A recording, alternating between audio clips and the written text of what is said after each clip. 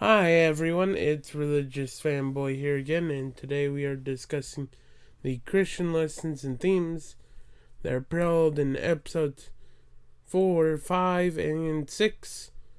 of the anime Buddy Daddies. And this is also the second sermon of this year's Christmas sermon series, and the primary lesson, main message of the sermon, is that pursuing our thoughts and definition of success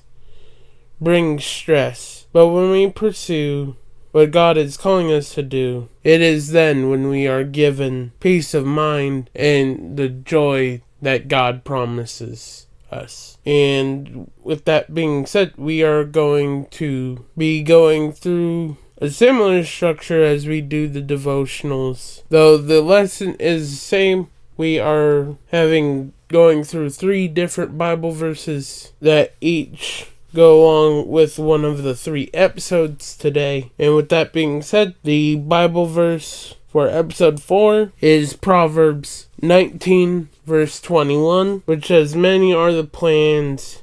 in the mind of a man, but it is the purpose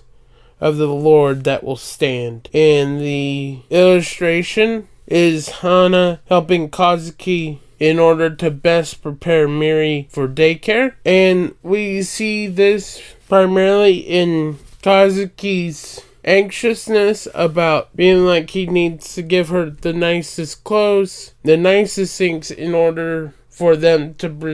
be perceived as normal, and as well in order for Miri to have the best possible experience. And this isn't unlike what the world will tell us as well, what success means, and the image that paints of what the world deems is required in order for us to be successful. And this is contrasted in our lives with what God tells us, and knowing that all of the aspects that God loves about us are things that God has given us, and that we are important and deemed successful in God's eyes, not by any talent that we may have, or by our job, or whether or not we are married or have kids, but simply because we are loved and made by God. Like the Starry Night painting or the Mona Lisa, these are famous paintings and works of art, not because of their own accolades, but because of the impressive beauty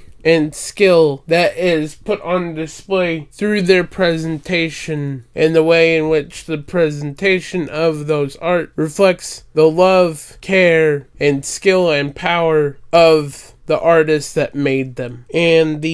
I'm gonna move on to the Bible verse for episode 5, which is Proverbs chapter 15 verse 22, which says, "Without counsel plans fail, but with many advisors they succeed." And the illustration and the way this lesson is portrayed in episode 5 is by Kyotaro helping Kazuki and Rei by babysitting Miri while they are carrying out a job. And we see this also portrayed in our daily lives through being able to see and through our interaction with our fellow Christians that God has placed in our lives, as well as His ability to use non-believers in our lives to help us both in the answering of our prayers and resolving of our concerns, like we see with paralleled in this episode, in the ways Kyoto helps babysit Miri in order to lessen the load and stress of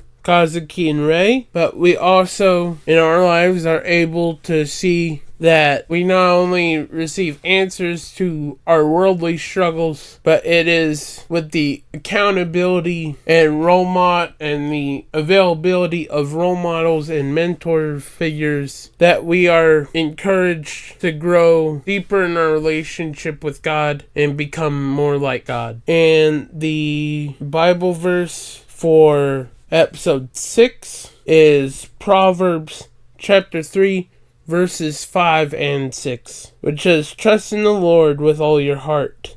and do not lean on your own understanding. In all your ways acknowledge him, and he will make straight your path. And the illustration from this episode is Kazuki being reaffirmed of his parenting skills and having peace of mind after seeing Miri become friends with Tagia and being hugged by Miri at the end of the episode. We are able to see this certain times, especially those who are in ministry or in a mentor in any way, as we see those who we've tried to help and work with and minister to grow in their own relationships with God. And this is something that will sometimes manifest itself in present visible fruits. But by being faithful to God and trusting in God's plan, we are able to have peace of mind and know that good fruit are coming from our obedience, even though we might never get to see a physical manifestation of those fruits in our lifetime. And we see an example of this in the Christmas story, where they are able to see fruits of this in ways that they are protected, contrasted with the immense fear that Joseph had when he was first told by an angel of the coming of Jesus. Both Joseph's fear leading to him to contemplate divorcing Mary, and him having fear of not understanding why God would have chosen him and Mary. But we also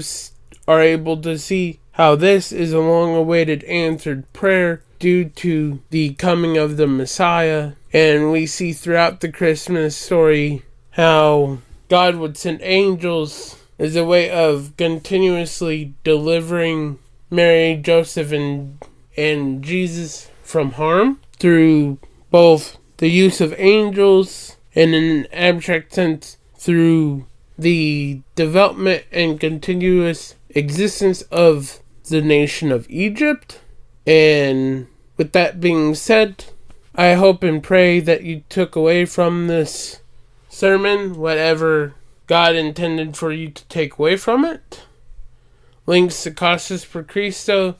Christchurch, and Cornerstone are in the description if you'd like to donate to Casas per Cristo or Love the Lou, as well as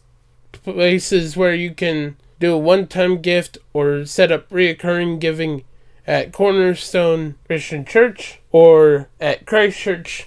as a way of continuously thanking them for their support. And with that being said, Merry Christmas, God bless, and see you next time.